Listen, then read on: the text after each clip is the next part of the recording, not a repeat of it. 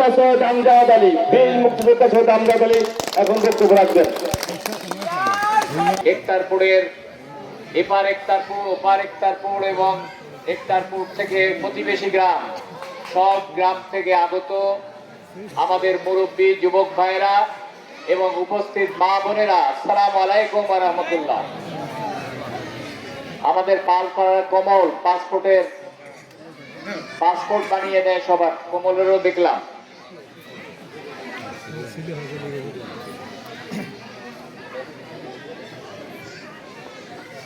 আমাদের পালপাড়া আরো সম্মানিত নেতৃবর্গ আছেন, আমাদের সুদীদার ছেলে সুধাংশুরা আছেন। নাম বললাম না, সবারই একটু ক্ষমা করে দেবেন।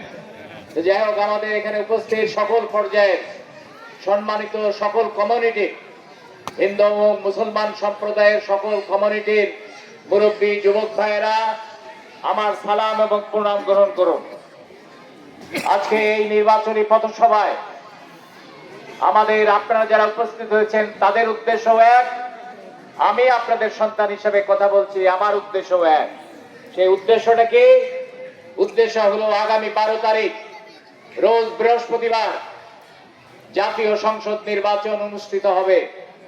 এই জাতীয় সংসদ নির্বাচনে আমাদের প্রিয় নেতা, বারবার নির্বাচিত সাবেক সংসদ সদস্য, জেলা বিএনপির সাবেক সভাপতি ম্যাডাম খালেদা জিয়ার তার জীবন দশায় রাজনৈতিক উপদেষ্টা, বীর মুক্তিযোদ্ধা এবং 12 তারিখের নির্বাচনের ধানে শীষ প্রতীক নিয়ে যিনি দাঁড়িয়েছেন, যিনি মনোনয়ন পেয়েছেন 78 কুষ্টিয়া 4-এর সেই মনোনয়ন প্রার্থী সৈয়দ মেহেদী আহমেদ রুমির আজকে এই নির্বাচনী পথসভায় আপনাদের সাথে মত বিনিময় করার জন্য আমি হাজির হয়েছি।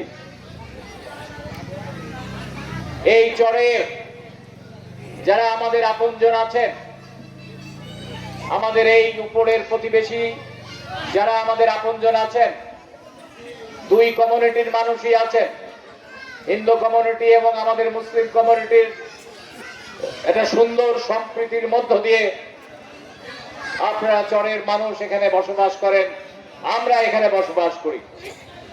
আমাদের মা বোনরা এখানে আছেন, তারাও শান্তিতে সবাই স্ব জায়গায় থেকে সম্প্রীতি বজায় রেখে মা বোনরা বসবাস করেন।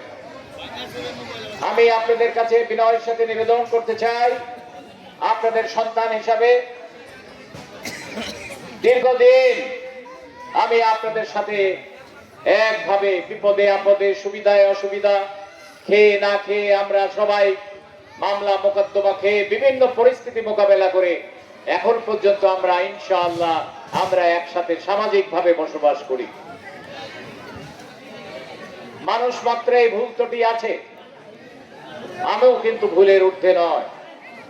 সেই কারণে আপনাদের গ্রামের বাসিন্দা হিসাবে, এই এলাকার একজন সাথী হিসাবে, এই এলাকার আপনাদের সন্তান হিসাবে আমি আপনাদের কাছে করজোড়ে ক্ষমা চাই। যদি আমার কোনো ভুল ভ্রান্তি আমার কথাবার্তার ভিতর দিয়ে, আমার চলাফেরার মধ্য দিয়ে আপনারা যদি কখনো কোনো মনে কষ্ট পান, আল্লাহর সাক্ষী রেখে আজকের এই পরিবেশ থেকে আপনারা মাফ করে দিয়েন।